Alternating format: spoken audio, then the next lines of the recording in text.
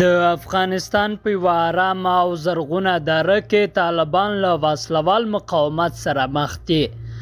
د افغانستان پلازمینه کابل په شمال کې پراته زړه راښکونکې اندراب درې ته پر لاره د جګړې کومه نښه نه تر سترګو کېږي، خو له هغه راهیسې چې طالبان واک ته رسېدلي او تر بل هر وخت په ښو وسلو سمبال شوي دي، په ګاونډي ولایت پنجشیر کې د دوی واکمني له یوه نوي وسلوال مقاومت سره مخ ده.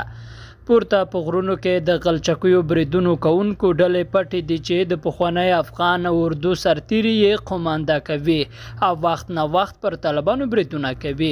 موږ له شنو کروندو او زرغونو سیمو په موټر کې روان یو، خو طالبان را سره دي او هره شیبه موږ په کلکه څاري. ځایي خلک د دوی په واکمنۍ کې د ښه امنیت ستاینه کوي چې په خبره یې یاغیان له منځه وړي. د دوی ځینې ستاینې پر ځای ښکاري، خو د یوه بازار په څنډه کې یوه سړي غلي راته وویل چې زه رښتیا نشم درته ویلی، که درته ومې ویل نو وبه مې وژني. د دې معلومول ستونزمن دي چې هلته جګړه په کومه کچه ده، ځکه چې که یوه خوا مقاومت کوونکي ډېر کله د خپل ځواک په اړه مبالغه کوي، نو بل خوا طالبان بیا هلته له لویه سره د مقاومت کوونکو شتون بیخي نه ماني. خو په دې ترڅ کې په پنجشیر کې د طالبانو ضد جنګیالي توانېدلي چې د هغوی یوه پوځي چورلکه رانسکوره کړي او پاکسپاره کسان ونیسي.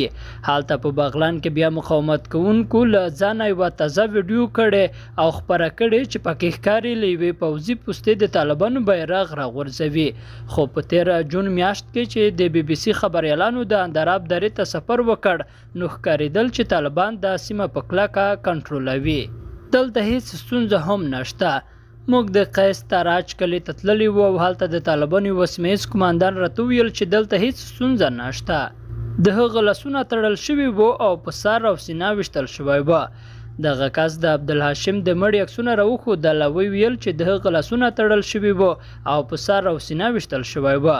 د بي بي سي سره په خبرو کې همدارز وویل چې د عبدالهاشم جنازې ته هیڅ نارینه ورپرې نه ښودل شو، بلکې یوازې ښځو اجازه درلودله چې هغه خاورو ته وسپاري. یوه بل کلیوال راته وویل چې د هغه کمین په تړاو طالبان 20 ځایي کسان له کلي بیولي وو چې پر اوسپنیزو کیبلونو او کوتکو یې پښو ته وهلي وو. دغه کلیوال وایي چې زه د یوې پیک اپ په باډۍ کې واچولم، یو چا زموږ سرونو باندې زور وکړ چې ښکته یې کړو. نورالله او عبدالهاشم په بل ګاډي کې وو، دوی هغه راښکته کړل او د هموې موټر شاته یې ډزې پرې وکړې. دی همدارز وایي چې په هغه ورځ د دوه نور کلیوال هم طالبانو ووژل.